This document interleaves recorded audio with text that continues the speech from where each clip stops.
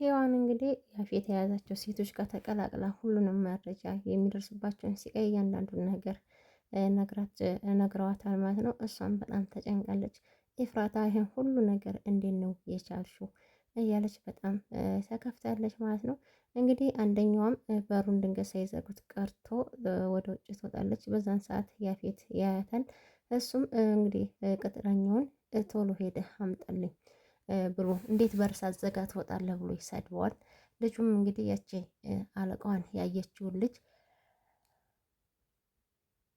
ወደ ያፌት ይወስዳታል። ያፌትም እንግዲህ በእናት ብላ ብትለምነው ምንም ብትለምነው እንዳትገሉኝ፣ በእናታችሁ እናት የላችሁም እህት የለም እያለች ብትለምነው ፈጽሞ ሊሰማት አይችልም። እናቴ ሰማይ ቤት ናት ካገኘሻት ሰላም ባያት ብሎ ጓንት ከለበሰ በኋላ በደቂቃ ውስጥ ገሏታል ማለት ነው። የጭካኔ ጥግ በጣም ነው የሚያስጠላው። ከዛም እንግዲህ ያው ባንዴ እንዴት ነው ነገሮች እንደዚህ የተቀያየሩት ብሎ ግራ ይጋባል። ምክንያቱም ቢኒያም እንግዲህ በፊት ያደረጋቸውን ነገሮች የነበሩትን ነገሮች መረጃ ስላገኘ ክስ ከሶበታል። ከዛም እንግዲህ ካለቆቹ ወይም ደግሞ ከሱ ጋር ከሚሰሩ ሰዎች መካከል ደውለው ክስ ተመስርቶብሃል፣ አዲስ ሰው ነው የከሰሰበታል። አዲሱ ዳኛ ደግሞ በገንዘብ የሚገዛ አይደለም። ስለዚህ እነሱ ጋር ሳይደርስ ከወዲሁ አስቁም ብሎ ለጄሪው ይነግረዋል።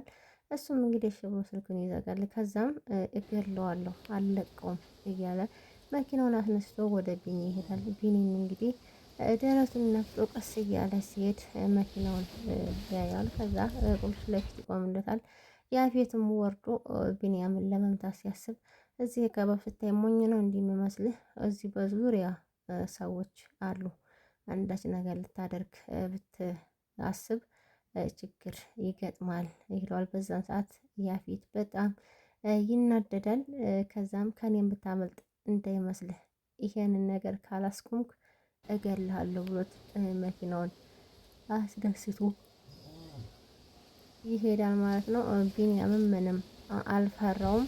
ከዛም እንግዲህ ጽዮንና ዳጊ አቤላን ያገኙታል። ከዛም እነሱ ያው ምንም እንደማታውቅ ጽዮን አንቺ እንደዚህ ምን እንዳደረገብሽ ዳጊ ብነግርሽ ምናምን እያለ አቤል ብዙ ነገር ሲቀበጣጠር እነሱም ዝም ብለው ያዳምጧል። በስተመጨረሻም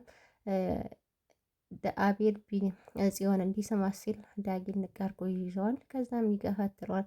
ከዛም በዛን ሰዓት እንደዛ እንደያዘው እየቀዱትን የድምፅ ቅጂ ጠጋ አድርጋ ጆሮ ላይ ታሰማዋለች። በዛን ሰዓት አቤል በጣም ይናደዳል። ማንም እንዲህ ሊያደርገኝ አይችልም ብሎ በጣም ይናደዳል።